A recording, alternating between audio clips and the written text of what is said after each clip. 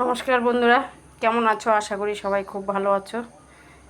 এই দেখো, এই কচুটার কি নাম জানি না, কিন্তু দুর্দান্ত খেতে টেস্ট। এটা সেদ্ধ আলু সেদ্ধর মতো সেদ্ধও খাওয়া যায়। আমি দুদিন খেয়েছি, এত সুন্দর গলে যায়। সেই কচু দিয়ে আজকে কী করব, এই যে লঙ্কা চিড়ে নিয়েছি আর এই কচুটাকে একটু ছোটো চিকন চিকন করে কেটে নিয়েছি। 2 পিস মাছ নিয়েছি, এটাকে ভেঙে দিয়ে রান্না করব। তো রান্নাটা কি করে করছি দেখো। তোমরা এতদিনে সবাই জেনে গেছো আমার তরকারিতে মশলা হয় না।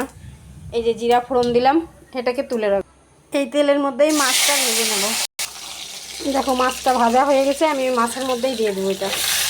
কেউ তো খাবে না, খাবো আমি একা, তো ভাঙা আর গোটাতে কী তফাৎ বলো। তো এখন দিব শুধু নুন হলুদ দিয়ে নিই। এই দেখো নুন হলুদ দিয়ে কষিয়ে নিয়েছি। আমার কড়াই দেখো দৌড়াচ্ছে, তো ঝোল দিয়ে নিই। ঝোল দেওয়ার আগেই দেখো কালারটা কি দারুণ কালার আসছে। এই দেখো আমার তরকারির ম্যাজিক মশলা, ভাজা জিরাটা এখন দিয়ে। এই দেখো এই তরকারিতে ঝোল রাখলাম না। কচুর তরকারি জানো এমনিতেই পিছলা হয়, ঝোল রাখলে ভালো লাগবে না।